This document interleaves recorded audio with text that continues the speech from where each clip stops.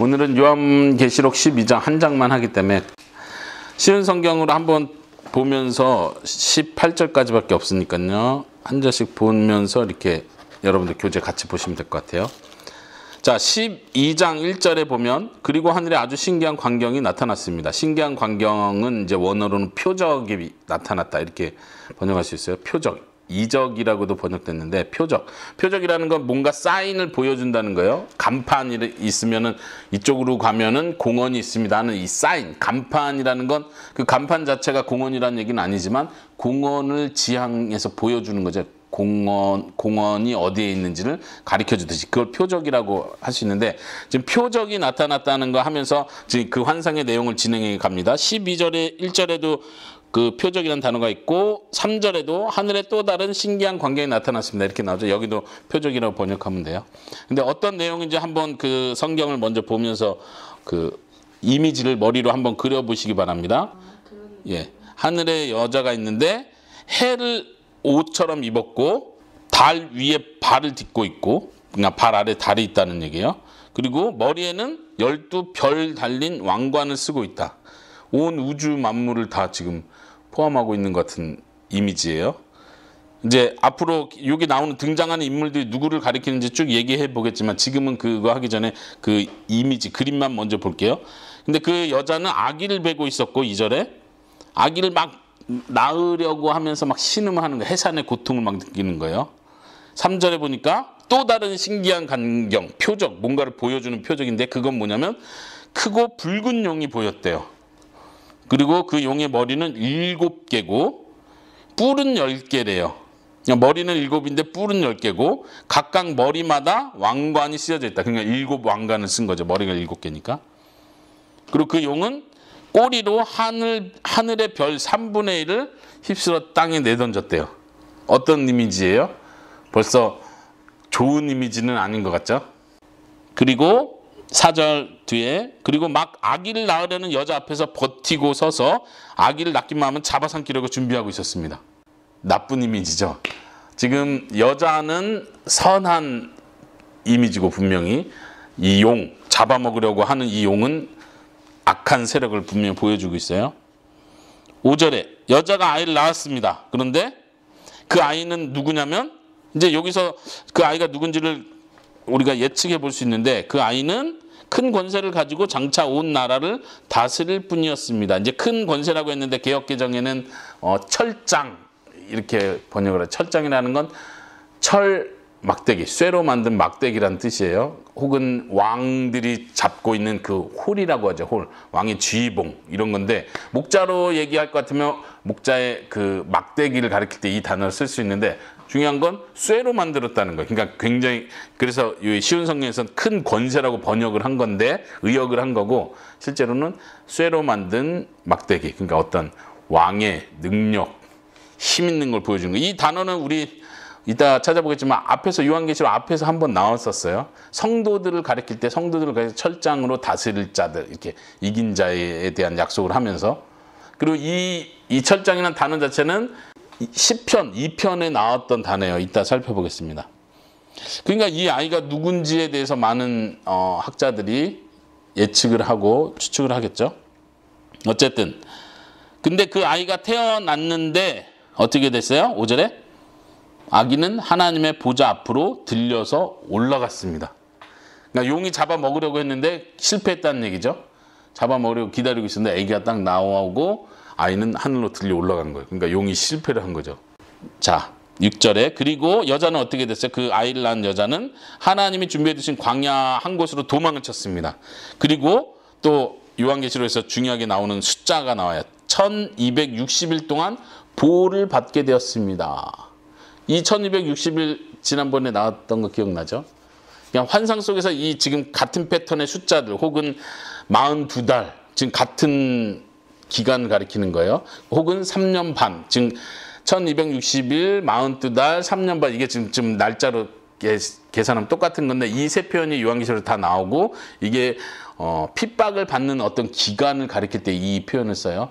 혹은 믿는 자들의 시련 환난과 핍박 가운데 있는 그 기간을 가리킬 때 이 기간은 항상 나오는데 그래서 이제 대환란 할 때 3년 반, 3년 반 이렇게 합쳐서 7년 대환란 이런 표현을 쓰는 거예요.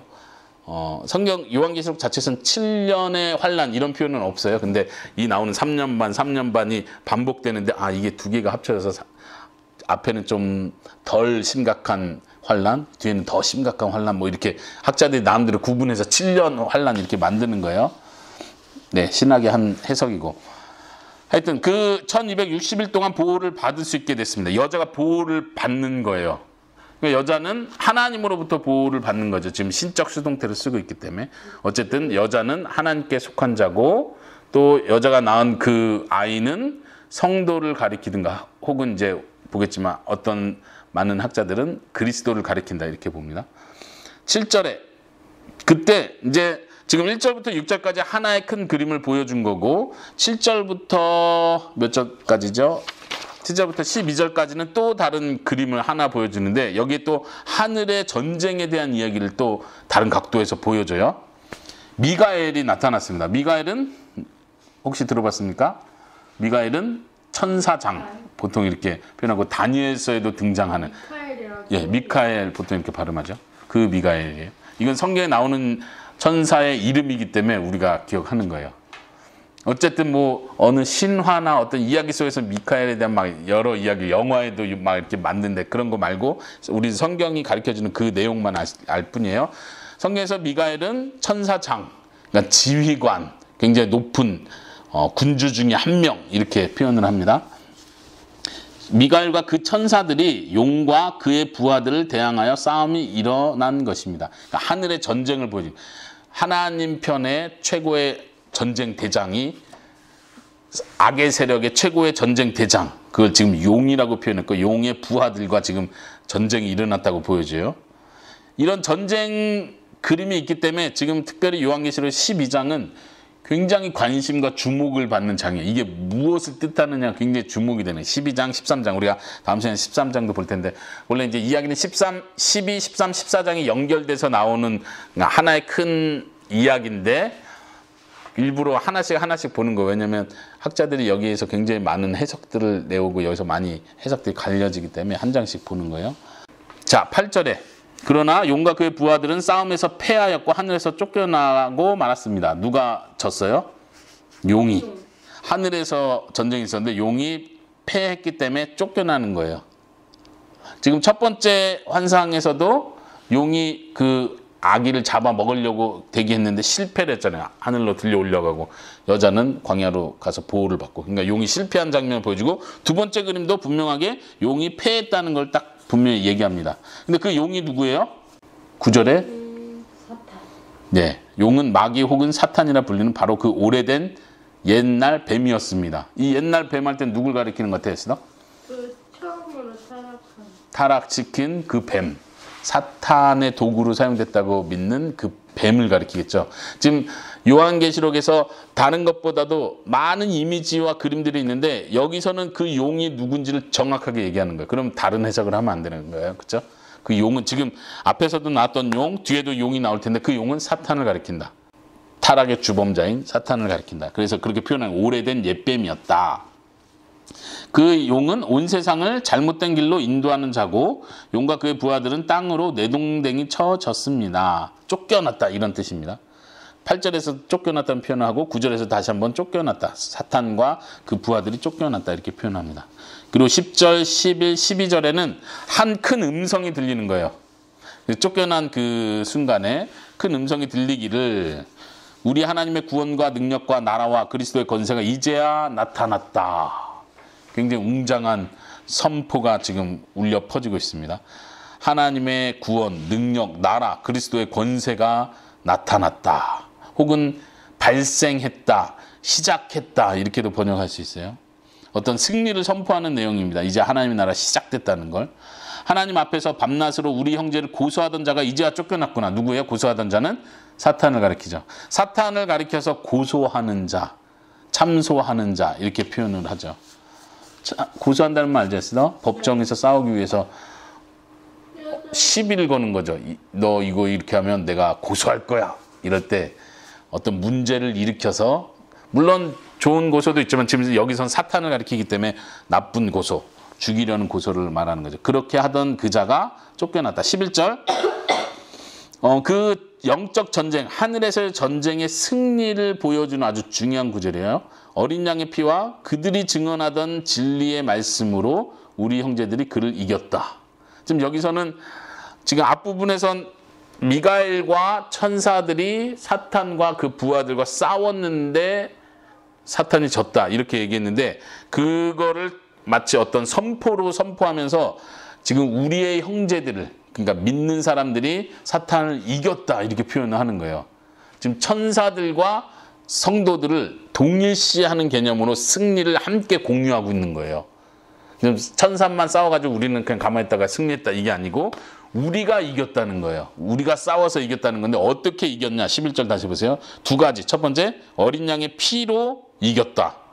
두 번째, 그들이 증언하던 진리의 말씀으로 이겼다.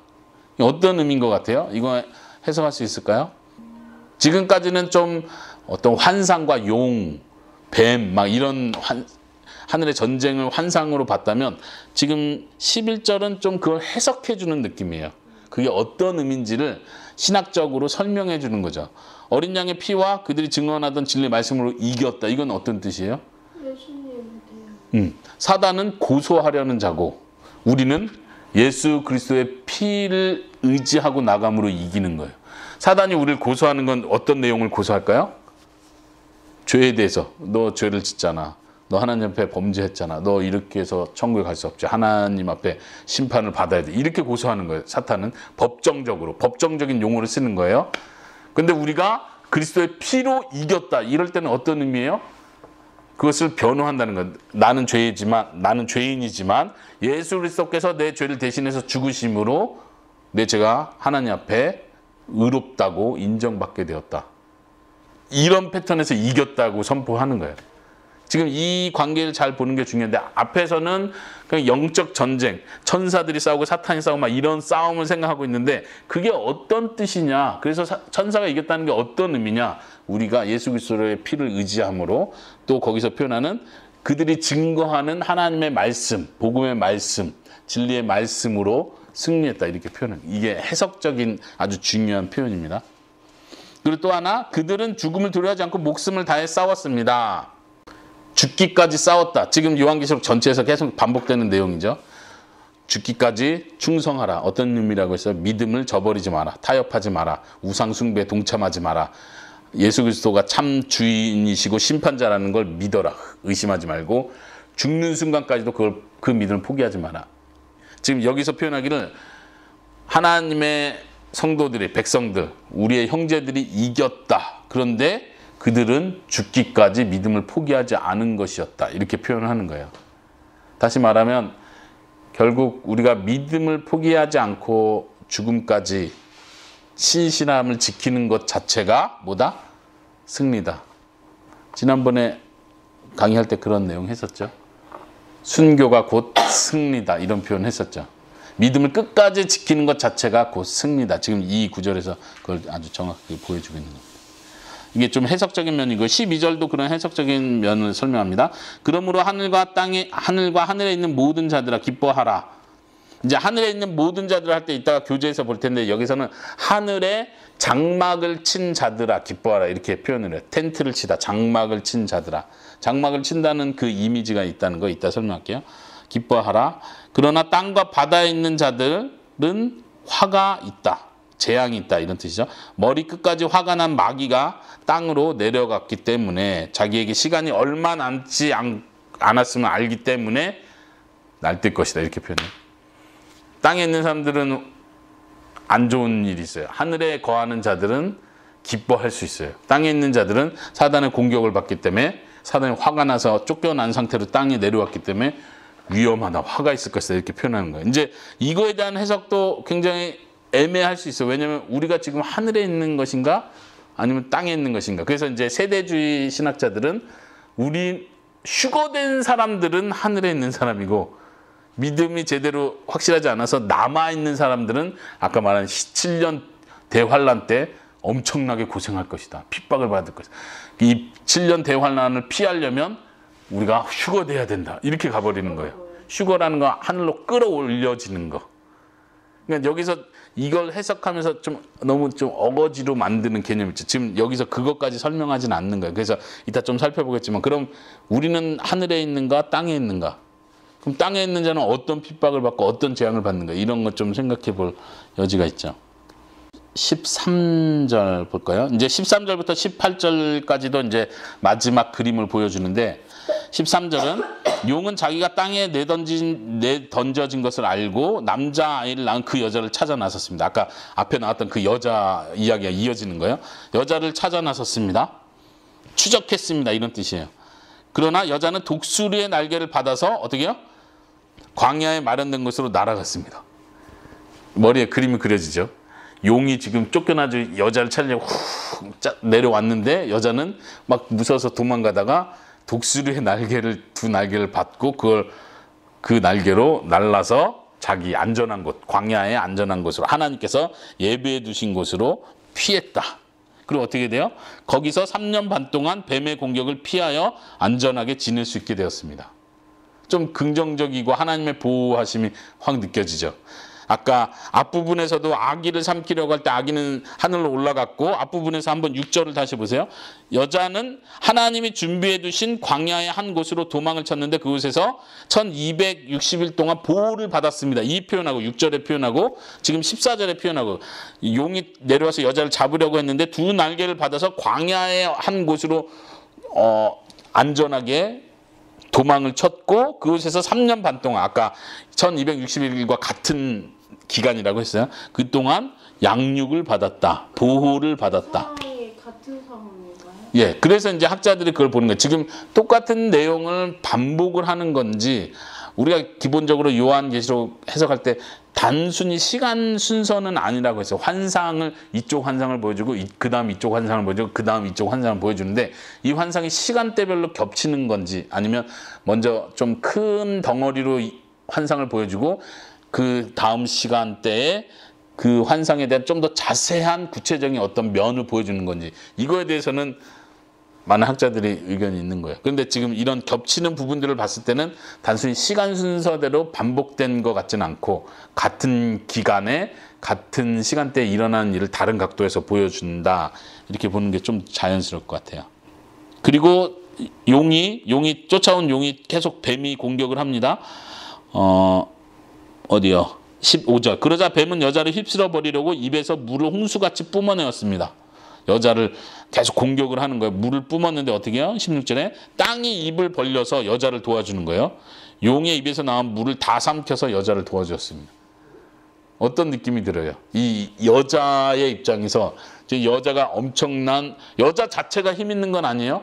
근데 엄청난 보호를 받고 있는 거예요. 여자는 무서워서 도망을 가지만 하나님께서 날개가 주어졌다 이런 표현도 신적 수동태로 계속 쓰이는 거예요. 하나님이 간섭하는 걸 보냐. 하나님이 날개를 주고 하나님이 예비한 곳에 보호가 되고 양육된다. 이 양육이라는 표현 아까 6절에서도 보호를 받는다. 14절에서도 안전하게 지낼 수 있다. 개역개정은 양육을 받는다 이렇게 표현됐어요. 지금 6절 14절에 양육받는다는 단어가 있는데 이 단어는 헬라어로 먹이신다 이거의 수동태예요. 하나님이 먹여준다 이런 뜻이에요. 그러니까 광야라는 개념과 먹인다는 개념 하면 뭐가 떠올라요? 출애굽 당시가 떠오르는 거예요. 그리고 물이 범람해서 물 때문에 죽을 뻔했는데 땅이 물을 다 삼켜서 물로부터 안전하게 됐다. 이런 것도 홍해의 이미지를 지금 계속 보여주고 있는 거예요.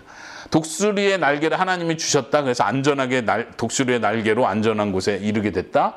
이런 것도 출애굽기 모세의 증언을 통해서 하나님 여호와께서 너희를 독수리의 날개처럼 안아서 너희를 인도하셨다. 이런 표현이 지금 출애굽기 이 이미지들 그대로 보여주고 있는 거예요. 출애굽 사건의 핵심은 뭐예요? 하나님이 너희를 위해 싸우신다. 너희는 연약하고 너희는 죄가 많고 불평하는 자이고 믿음이 약하지만 하나님이 너희를 책임지시고 보호한다. 그 고난의 때에 하나님이 너희를 책임진다. 사탄은 너희를 고소하고 너희의 잘못을 고소해서 너희를 죄 가운데 빨아들이려 하지만 예수님의 보혈로 너희 죄가 깨끗하게 됐다. 그리고 하나님은 너희 편이 돼서 너희를 보호하시고 양육하시고 먹이신다. 이게 이제 단지 과거의 이야기만 회상하는 게 아니라 미래에 일어날 현재를 포함한 이 미래 모든 사건 가운데 하나님이 보호한다는 걸 이렇게 그림 이미지로 환상 이미지로 아주 정확하게 보여주는 거예요. 이거는 우리가 학자가 아니고 요한계시를 잘 몰라도 이걸 쭉 읽어가면서 무서워. 사탄이 용이 우리를 사로잡아 먹을지 몰라. 이런 두려움에 사로잡히라는 게 아니라 이거 확실한 보호다. 이 여자가 무슨 힘이 있겠어. 근데 하나님께서 지금 다 해서 용이 한 번도 성공하지 못하고 계속 실패하는 장면들을 보여주죠. 여기서도 땅이 여자를 도와서 확 벌리니까 물이 훅 빠져나와서 그 물 자체가 여자를 해치지 못하게 되었다.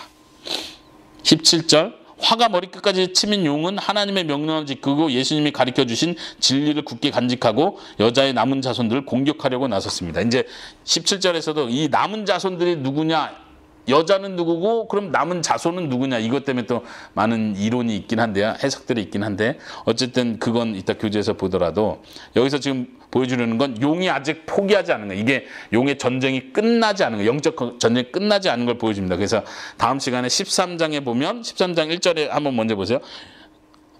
나는 바다에서 한 짐승이 올라오는 것을 보았습니다. 그 짐승은 뿔이 10이고 머리가 7이었는데 하면서 또 다른 짐승이 올라오는 거예요. 그런데 지금 이 짐승은 용보다 더 높은 위치일까요? 더 악한 자일까요? 아니죠. 용이 누구였어요?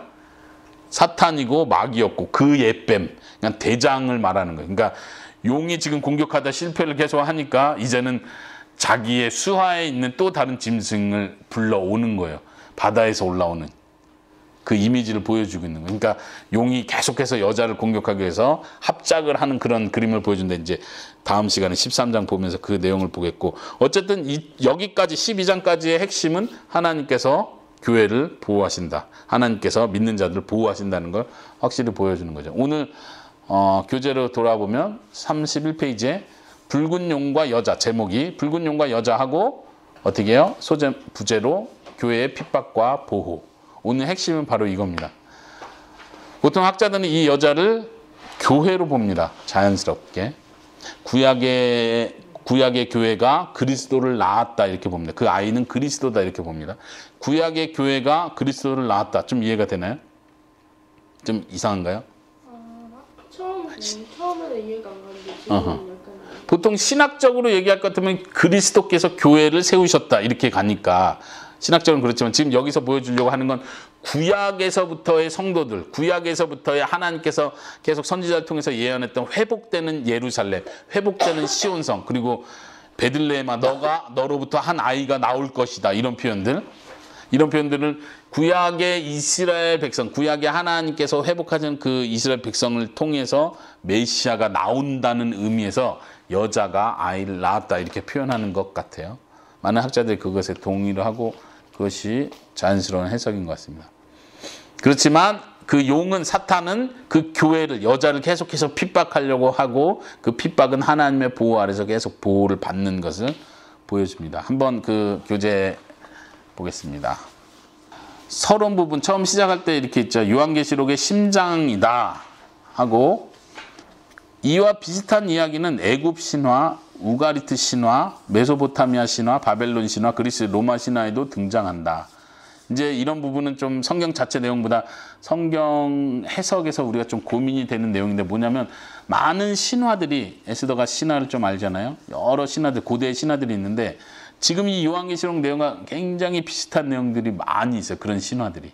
예를 들면 노아의 홍수도 성경의 홍수 이야기였지만 성경이 쓰여지기 그 전에 있었던 많은 신화들 중에 그 노아 홍수와 굉장히 비슷한 이야기들이 다들 있는 거예요.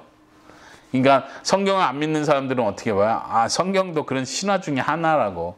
아, 이 성경이 도리어 그 옛날 신화 그 이야기를 복사한 거라고.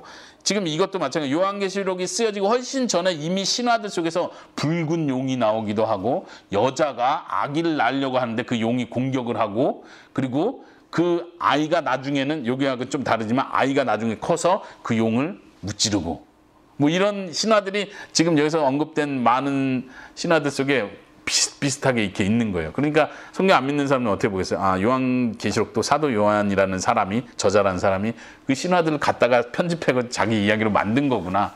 아, 이건 성경이 아니야, 이렇게 보는 거예요. 그러니까 요한이 신화를 카피해서 자기 이야기를 만들었다는 것이 아니라 진짜 요한은 하나님으로부터 받은 그 환상을 솔직하게 쓴 것이고 그 환상의 내용과 요한계시록에 적힌 이 내용들은 그 당시에 존재했던 신화들의 진짜 의미, 진짜 가르침을 요한이 신적 권위로서 재해석을 해주는 거예요. 그걸 이해하는 게 굉장히 중요한데 이게 쉽지 않아요. 이해되세요, 김선희 선교사님?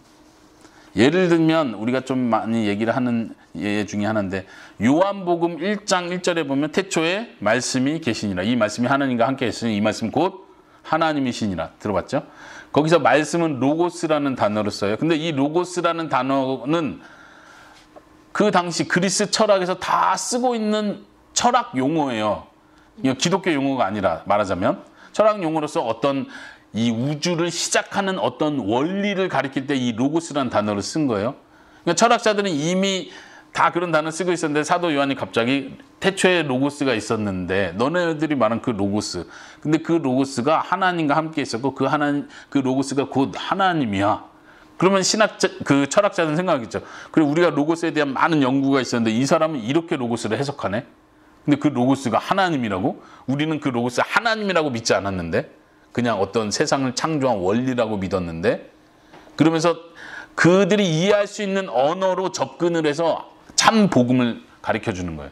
지금 이 신화 개념도 그렇게 이해하는 것이 맞습니다.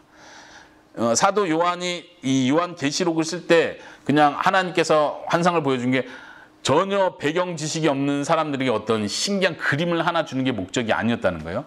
성경의 배경을 가지고 있는 사람들에게는 계속 성경의 배경 속에서 이미지를 가져와서 이것이 하나님의 뜻이라는 걸 보여주고 그리스 철학과 많은 신화들로 많은 이야기를 듣고 있고 그건 그냥 가짜일 뿐이야 만들어낸 이야기일 뿐이야 라고 생각하고 있는 그 사람들에게도 똑같이 비슷한 이미지들을 다 가져와서 이것의 참 주인은 하나님이시다.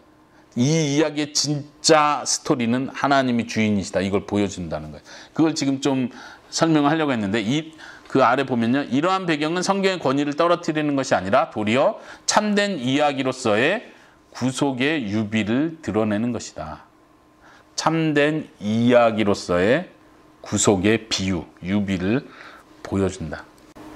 그러니까 비슷하다고 해서 사도 요한이 카피한 게 아니라 도리어 사도 요한이 보여주는 이 환상의 내용에 독특한 점이 있다는 거예요. 그 독특한 점 자체가 지금 하나님께서 우리에게 그리고 세상 사람들에게 주는 메시지라는 거예요. 비슷하기 때문에 사람들이 들을 수 있게 해주시고 그렇지만 진짜 하나님께서 보여주는 그 메시지가 있다는 걸 보여준다는 것입니다.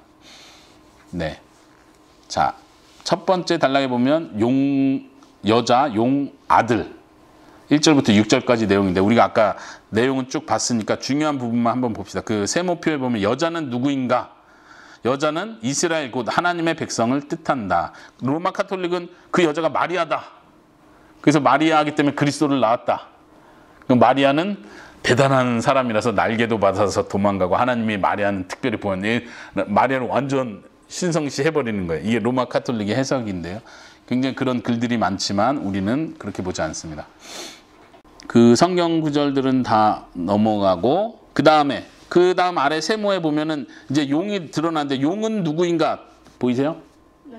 용은 누구예요? 하나님의 백성을 박해하는 핍박하는 사람, 핍박하는 자, 그리고 아이 그리스도와 여자 교회를 쫓는 자, 추격하는 자예요. 그리고 9절에선 분명히 나오기를 마귀고 사탄이다.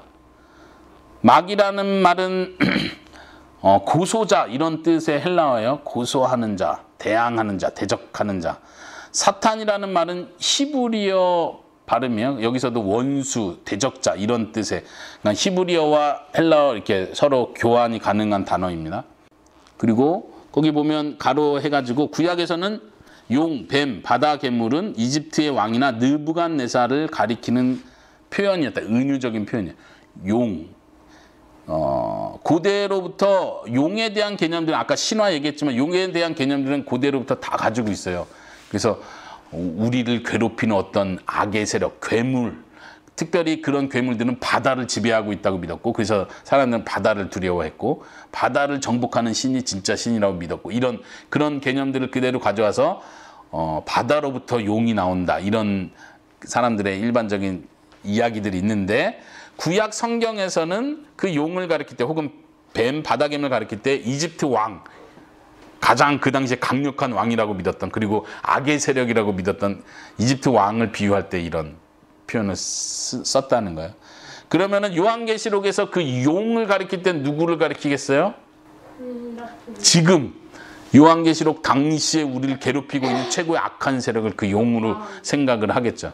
이제 우리가 다음 시간에 13장을 보겠지만 666 짐승의 이름 666 할 때는 다음 시간에 보겠지만 네로 황제를 가리키는 이미지를 가져오는 것 같아요. 그 숫자 자체에서 그 당시에 있었던 네로 황제를 은유적으로 그렇게 숫자적으로 표현을 해주는 거예요. 그 다음에 쭉 넘어가 보고요. 이제 거기 보면 하늘의 별을 땅에 던졌다. 이건 또 무슨 뜻이냐? 교회를 핍박하는 거냐? 아니면 천사가 타락했다는 뜻이냐? 이렇게 여러 해석들이 있는데요. 넘어가고. 그 다음에 그 아래 가면 아들은 누구인가 보이세요? 그 아들은 누구인가? 성도를 가리키는가? 혹은 예수 그리스도를 가리키는가? 할 때 이제 거기 성경 구절 써놨죠. 2장 26절, 27절에서는 성도들을 가리키면서 이기는 자에게 한번 찾아볼까요? 2장 26절, 27절 한번 찾아보세요. 마지막까지 내 뜻대로 행하고 승리하는 자에게는 모든 나라를 다스릴 권세를 줄 것이다. 쇠 막대기로 그들을 벌하여 너희 앞에 복종케 하여 질그릇같이 그들을 깨뜨릴 것이다. 이기는 자에게 이런 상을 주겠다라고 말씀하시면서 말하기를 27절에 쇠 막대기, 아까 제가 표현했었죠. 철장으로 다스린다. 이거를 성도에게 주는 권위로 말하는 거예요. 근데 그래서 이제 성도, 그 아이가 성도를 가리킨다고 보는 학자들도 있지만 사실 이 표현 자체는 처음 시편 2편에서 예수 그리스도 메시아를 가리킬 때 쓰는 표현이었어요. 그러니까 예수님께서 이기는 자에게 쇠 막대기로 만국을 다스리는 권세를 준다고 할 때는 이미 예수님이 그 권세를 가진 자라는 걸 전제하는 거예요. 시편의 그 메시아 예언처럼 예수님이 철장으로 만국을 다스리는 권세를 가지고 있는데 예수님의 이 통치의 권세를 이기는 성도들에게 예수님 그대로 똑같이 통치의 권세를 주겠다. 왕으로 다스리는 권세를 주겠다는 의미에서 이 장이 나온 거예요. 그러니까 지금 이 본문에서는 이 철장으로 만국을 다스리는 자를 예수 그리스도로 보는 게 더 자연스러울 것 같습니다. 당연히 단수로 표현된 것도 그렇고요. 예. 그리고 하늘로 올려지는 장면도 예수님의 승천을 가리킨다고 봅니다. 이제 이 아이가 성도를 가리킨다라고 해석하려고 하는 사람들은 이 아이가 하늘로 올라가지는 걸 뭐로 해석하고 싶어 하겠어요? 휴거. 하늘로 올려드려지는 거. 그래서 이 아이는 안전하게 보호되고 남아있는 여자의 후손들은 핍박을 받게 되고, 그러니까 이게 이제 휴거하는 사람들, 남아있는 자들이 3년 반 동안 핍박받는 장면. 그리고 누가 휴거하냐? 하나님의 바코드 이제 13장에 나오지만 짐승의 표를 받은 사람들은 지금 다 땅에 남아서 고생한다. 그러니까 절대 짐승의 표를 받지. 이렇게 정말 앞뒤 안 맞게만 해석을 하는 거예요. 이게 이제 특별히 세대주의, 극단적인 세대주의가 이런 해석을 고집하는데 우리가 조심해야 될 해석 중에 하나입니다. 그래서 여기서는 자연스럽게 그리스도로 해석을 하고 그리스도의 승천을 보여주는 걸로 해석하는 것이 좋습니다. 그리고 이제 19장까지 넘어가면 19장에서 그리스도가 다시 오셔서 사단의 권세를 완전히 심판하시고 제거하는 장면을 보여주는데 그것이 바로 그리스도의 재림을 보여준다, 이렇게 생각할 수 있습니다. 네, 여자가 그 아래 별표에 보면 여자가 1260일 동안 양육을 받기 위해서 광야로 도망을 했다. 아까 제가 설명했는데 출애굽 사건을 떠올리게 합니다. 그리고 출애굽 이야기를 모티브로 해서 결국 하나님께서 교회를 보호하신다는 것을 강조하고, 또 이 1260일은 성도의 고난과 시험의 기간이라는 것도 내포하고 있습니다. 하나님께서 보호하는 기간인가 동시에 성도들은 믿음의 테스트를 받는 기간이다. 이 두 가지가 같이 있다는 거 생각하시면 좋겠습니다. 그 아래 보면 뭐 과거주의자들의 해석, 상징주의자들의 해석, 미래주의자들의 해석이 있는데 이거는 간단하게 넘어가도록 하겠습니다. 넘겨보세요. 32페이지. 이제 두 번째 스토리인데요. 7절부터 12절. 미가엘과 용, 그리고 큰 음성이 들린다고 했는데 천사들의 싸움이 하늘의 전쟁이라고 보여졌어요. 그리고 결국 누가 이겼어요? 천사, 미가엘이 이긴 거죠. 그리고 그 미가엘의 승리는 중간에 한번 보이셔서 그 세모 있고, 하늘의 전쟁은 다니엘서를 배경으로 한다. 미가엘은 가장 높은 군주 중에 하나다. 미가엘의 승리는 그리스도의 승리를 반영한다. 네, 그리스도의 승리를 반영한다. 그 참고 구절 이사야 27장 1절에 보면 여호와께서 승리하시는 장면을 보여주는데, 그 승리가 이 역사 속에서 그리스도를 통해서 사단을 무찌르는 내용으로 표현이 되죠. 자, 그러면 이제 그 큰 음성이 중요한데, 아까 제가 말했었죠. 10절, 11절, 12절이 큰 음성이 나면서 그 큰 음성 자체가 그 사건들, 환상들을 해석해주는 개념이에요. 거기 보세요. 하늘의 큰 음성하고 사건의 해석 이렇게 적어놨습니다. 아까 봤는데 다시 한번 제가 읽어볼게요. 하나님의 구원과 능력과 나라와 그의 그리스도의 권세가 나타났다. 시작되었다. 이렇게 할 수 있어요. 왜냐하면이란 단어가 지금 개역개정에 빠져 있는데, 왜냐하면 형제들을 고소하는 자가 쫓겨났기 때문이다. 이 쫓겨났다는 건 언제 시기를 말할까요? 에스더? 언제 쫓겨났나요? 이 사탄은? 언제 쫓겨났다고 봐야 될까요? 근데 어떤 학자들은 처음 천사가 타락하면서 하늘에서 쫓겨나서 별이 떨어지는 것처럼 사단이 쫓겨난 거다. 이렇게 보기도 하고, 혹은 예수님께서 병자를 치유하시고 제자를 통해서 파송하면서 병자를 치유할 때 제자들이 기뻐서 와, 예수님 우리가 병자를 고치고 이런 일을 했습니다 하니까 예수님께서 나도 사단이 하늘에서 떨어지는 것을 보았다. 이렇게 표현을 하시죠. 그 표현도 굉장히 인상적인 표현이에요. 그리고 여기서도 사단이 고소하는 자가 쫓겨났다. 이렇게 할 때는 벌써 예수 그리스도의 구속 사역을 중심으로 이렇게 해석을 하는 것 같아요. 왜냐하면 그 다음 구절에 보니까, 그리고 그들 자신이 어린 양의 피와 그들의 증거의 말로 그를 이겼다. 그러니까 어린 양의 피에 대한 이야기가 나오는 거 보니까 예수님의 구속 사역을 중심으로 해서 사단이 패배한 걸 보여주는 그 환상이라는 거죠. 그렇게 해석을 하고 있다는 거죠. 그래서 그 세모에 보면 7절에서 9절의 하늘 전쟁은 사탄의 최초의 타락을 말하기보다는 그리스도의 초림 이후의 교회의 영적 상황을 보여준다. 네, 이렇게 해석하는 것이 자연스러울 것 같습니다. 특별히 이제 그레고리 비일이라는 그 학자가 이렇게 이런 쪽으로 많이 주장을 하고 있고요. 그리고 그 아래 별표에 보시면, 그러므로 하늘과 그 가운데에 장막을 친 너희들은 즐거워하라. 그 세모에 보면 오늘날 성도들은 하늘에 장막을 친 자들인가, 아니면 땅과 그 바다에 있는 자들인가, 혹은 하늘에도 있고 땅과 바다에도 있다고 할 수 있는가. 그레고리 빌은 그렇게 해석을 합니다. 하늘에 이미 있는 자들도 있고 땅에 있는 자들도 있고, 혹은 땅에 있지만 우리가 하늘에 사는 속한 자로, 이런 면에서 이중적일 수 있다고 보는 거예요. 물론 이미 땅을 벗어나서 죽어서 하나님 곁으로 간 성도들도 있겠지만, 그러면 하늘에 거하는 자라고 할 수 있겠지만, 땅에 있는 자는 다 죄악된 자들이다. 이런 개념보다도 여전히 이 땅에 남아서 고난과 핍박의 때, 그리고 하나님의 보호의 때를 동시에 경험하고 있는 성도들도 있다고 보는 것이 좀 더 자연스러울 것 같습니다. 근데 중요한 건 하늘에 장막을 친 자들, 아까 표현했었죠. 장막을 친다는 이 동사가 신약 성경에 4번인가 밖에 나오지 않는 동사예요. 특별히 예수님께서 요한복음 1장에서 예수님께서 우리 가운데 거하심에 할 때, 말씀이 육신이 되어 우리 가운데 거하심에 할 때, 요한복음 1장 14절인가 그래요. 그때 이 장막을 친다고 표현해요. 예수님께서 우리 가운데 장막을 치셨다, 이렇게 표현을 하는 거예요.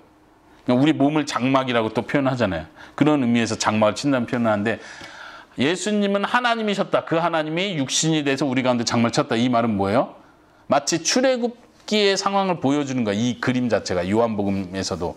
그러니까 하나님께서 이스라엘 백성을 이집트에서 구출하시고 그들 가운데 어떻게요? 장막을 치시고, 성막을 말하는 거예요. 장막을 치시고 그들과 함께 거했다. 하나님의 임재를 말할 때 이렇게 표현하는 것처럼 예수님이 오신 것도 그렇게 표현하는 거예요. 그런데 이번에는 우리가 하늘나라의 장막을 친다. 우리가 하나님과 함께 거한다. 이런 의미로 지금 표현을 하는 거죠. 그리고 나중에 보겠지만 요한계시록 21장에 보면, 한번 21장을 먼저 잠깐 볼까요? 여기에도 장막을 친다는 표현이 나오는 부분이에요. 요한계시록 21장. 21장 3절에 보면 보좌로부터 큰 음성이 들렸습니다. 이제 하나님의 집이 사람들 가운데 있게 될 것이다. 하나님께서 사람들과 함께 계시고 그들은 하나님의 백성이 될 것이다. 하나님께서 친히 그들과 함께 계시며 그들의 하나님이 되어서, 여기서도 장막을 친다는 표현이 전혀 번역이 안 됐지만 여기도 헬라어로 하나님께서 그들 위에 장막을 치셨다, 이런 표현을 그대로 그 특별한 단어를 사용하는 거예요. 그러니까 출애굽기의 이미지를 그대로 가져오는 거예요. 하늘나라에 회복된 하나님 나라에 하나님께서 그 나라 백성들과 함께 장막을 치셨다. 이게 이 이미지가, 그러니까 요한계시록에 보여주는 그 이미지 환상이 굉장히 중요한, 아주 많은 말을 담고 있는 거예요. 시적인 표현이라고 하죠. 말로 하나하나 신학적으로 논리적으로 이렇게 표현하기 너무 힘든 거예요. 하늘나라의 그림은. 근데 시적인 표현으로 딱 하는데 그 시적인 표현의 그 이미지는 구약에서부터 그 이스라엘 백성은 계속 듣고 배우고 느껴왔던 그 구약의 이미지를 가져오는 거예요. 보세요. 이스라엘 백성들은 광야에서, 지금 이 12장에서 광야는 하나님의 보호를 받는 곳이었죠. 여자가 하나님이 예비한 광야로 가서 보호를 받았어요. 그 환란의 기간 동안. 근데 이제 성도들이 하나님 나라에 거했을 때 그곳에 가서 장막을 치는 거야. 하늘나라에 장막을 쳐요. 그냥 광야 이미지를 그대로 가져오는 거예요. 광야에서 장막을 쳤어요. 이스라엘 백성들이. 그리고 하나님도 같이 그들과 같이 장막을 쳐서 그들과 같이 지내신다는 뜻이. 이게 하늘나라, 천국에 대한 이미지를 보여주는 거예요. 그런 의미에서 우리는 이미 하늘에 거하는 자예요. 하늘에 속한 자고 하늘의 시민권자고, 그러면서 우리는 이미 하늘에 속한 자죠. 그렇기 때문에 우리가 핍박을 두려워하거나 죽음 자체를 두려워하거나 사탄, 용, 괴물의 공격을 두려워할 이유는 없어요. 이제 다음 시간에 13장에 보면 성도들이 그 짐승에 의해서 죽임을 당하는, 짐승이 이기는 장면이 등장을 해요. 그러니까 이런 그림들이 사실 성도들은 또 무서워지는 거예요. 안 그래도 용도 무서운데 이상한 짐승도 무서운데 그 짐승이 성도들을 이긴다, 이런 표현이 있으니까. 근데 그 이긴다는 표현은 순교를 말하는 거예요. 여기서도 12장에서 그랬죠. 죽기까지 믿음을 포기하지 않았다 할 때 그 죽음을 말하는 거예요. 사단이 할 수 있는 거는 우리의 육체를 죽이는 것까지 할 수 있어요. 그런 의미에서 사단은 성도를 이겼다라고 표현할 수 있어요. 하지만 최종적으로는 성도가 사탄을 이기는 것입니다. 왜요? 그 영혼은 예수 그리스도로 인해서 이미 구원을 받았기 때문에, 그 영혼은 이미 하나님께 속했고 하늘나라에 속하기 때문에. 그러니까 지금 요한계시록 우리에게 계속 가르쳐주는 건 하나님이 승리하셨다, 두려워하지 마라. 사단은 예수님이 말한 것처럼 너의 육체를 죽이고 영혼은 어떻게 할 수 없는 자를 두려워하지 말고 육체와 영혼을 멸하는 자를 두려워해라. 하나님을 말씀하시는 거죠. 그러니까 우리 성도들이 기억해야 될 게 그거예요. 하나님이 승리하셨다. 여기서 표현한 것처럼 예수 그리스도의 피와 하나님의 말씀으로 성도들이 이겼다. 이거를 확신하시기 바랍니다. 이게 오늘 적용 내용이고요.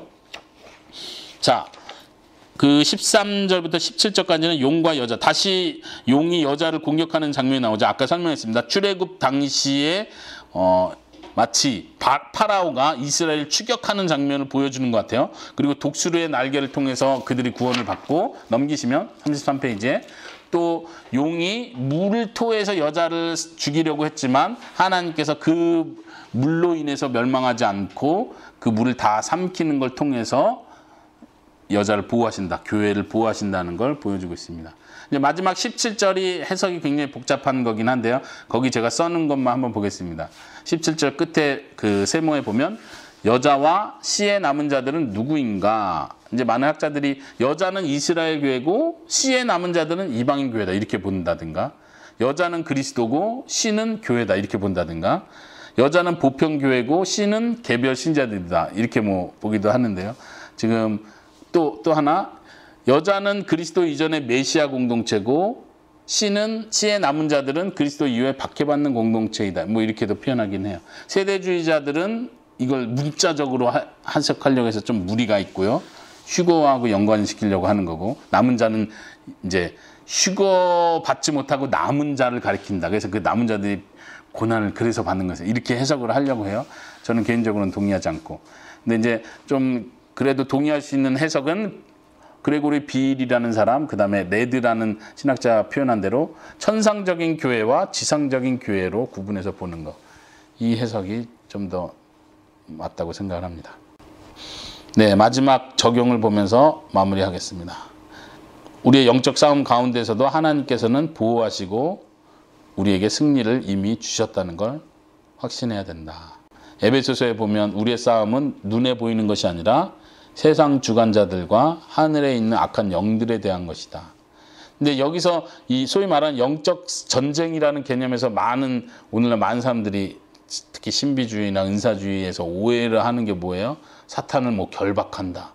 사탄 보이지 않는 그 영적 세계로 들어가서 우리가 마치 영적 세계에 들어가서 사탄과 어떻게 싸운다. 뭐 기도를 어떻게 해야 사탄을 묶을 수 있고 뭐 땅을 밟기를 해가지고 사탄을 묶을 수 있고 막 이런 식으로 영적 전쟁을 이해를 하는 게 이게 아주 위험하고 어리석은 행동이에요. 왜냐하면 요한계시록에서 보여주는 영적 전쟁은 뭐예요? 어린 양의 피로 이긴다는 걸 보여주는 거예요. 어린 양의 피, 그리고 그들이 증거하는 말씀으로 이긴다고 분명히 말했어요. 그게 뭐예요? 우리가 복음 전도하는 거. 그게 사단을 이기는 방법이에요. 사단은 우리를 계속해서 고소해요. 너가 죄인이야. 너가 하나님 앞에 사랑받을 수 있어? 너가 정말 하나님 앞에 인정받을 수 있겠어? 라고 우리를 계속해서 고소하고 속일 때 우리가 할 수 있는 일은 예수 그리스도의 보혈의 피를 붙드는 거예요. 다시 말하면 복음을 붙드는 거예요. 내 의지로 내 자랑으로 하나님 앞에 서는 게 아니라 예수님이 나를 위해서 이미 모든 일을 하셨어. 나는 비록 부족하지만 그럼에도 불구하고 예수님의 흘리신 그 보혈의 피 때문에 내가 하나님 앞에 나아설 수 있게 되는 거야. 그분은 나를 버리지 않으셔. 이게 사단을 이기는 거라는 거예요. 사단이 우리를 공격하는 그 반대로 공격을 하는 거죠. 너는 죄인이야. 너는 안 돼. 너의 노력을 아무리 해봐도 하나님 넌 받아주지 않아. 넌 지옥 가야 돼.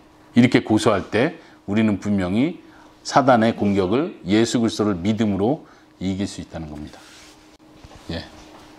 네, 그 뒤에 두 번째 복음을 붙들자, 여기도 이제 그런 표현을 했습니다. 한번 쭉 읽어보시면 되겠고요. 오늘은 여기까지 하도록 하겠습니다.